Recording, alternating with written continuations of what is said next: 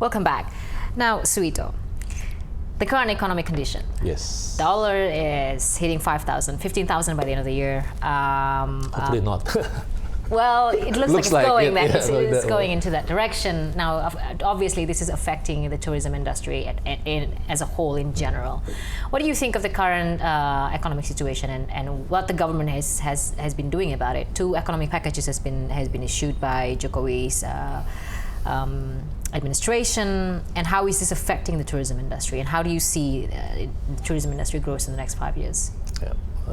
I think the currency impact on our business is not that big because we're doing 90-something% of our customers are actually local Indonesian. So it doesn't affect us that much, but I can see those that maybe 5-star hotel where they have to import things or some of their expenses in US dollars, that could be affecting a bit. And also now they have to starting to receive because of new regulation, everything has to be in rupiah, right? So maybe there's a mismatch over there. But I think the depreciation of the rupiah probably improved the value for tourism, because people can actually feel like Indonesia actually cheaper. Yeah. But of course, unfortunately, other countries also got affected. But not so much on Chinese market, because actually renminbi only devalued like what, 5%? Yeah. And then we already 30-something%. Yeah. So I don't think we're saying that the Chinese renminbi devaluation affecting Chinese tourists coming to Indonesia. I think Chinese tourists still coming to Indonesia. Yeah. The one that affected probably is Russia. Russian market, even though now with the new policy that Russian can come in Indonesia without a visa, but unfortunately with the current condition of the currency or the rubles, then they actually not coming as much as before. The next one that hopefully not affecting so much is the Australian tourists, right? Because Australian dollar is also going down, but hopefully so far, when I check with our friends that in the tourism business, so far it's not affected. So, but going forward, is the currency continue to be devalued on their own currency, probably they could be affected just like the Russian market. But in terms of what government can do, I think they has to continue to spend. I mean, there's a lot of programs that President Jokowi put in place, but unfortunately the execution is poor.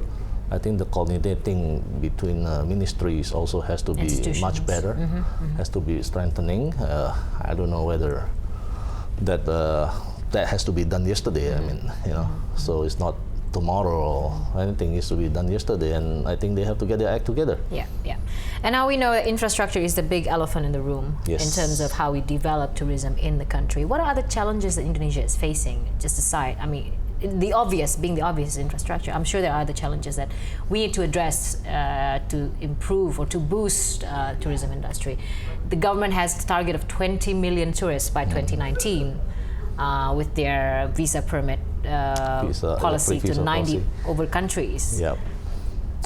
Definitely infrastructure is a key issue, like an airport needs to be expanding. I mean, like not only, I'm not expert in airport, but definitely we being an end user, we feel like, okay, I don't want to be stranded in the airplane that's not taking off. Or inside the airplane for like 30 minutes before takeoff. Right. That could be got something to do with the new software or air traffic controls, ATC software.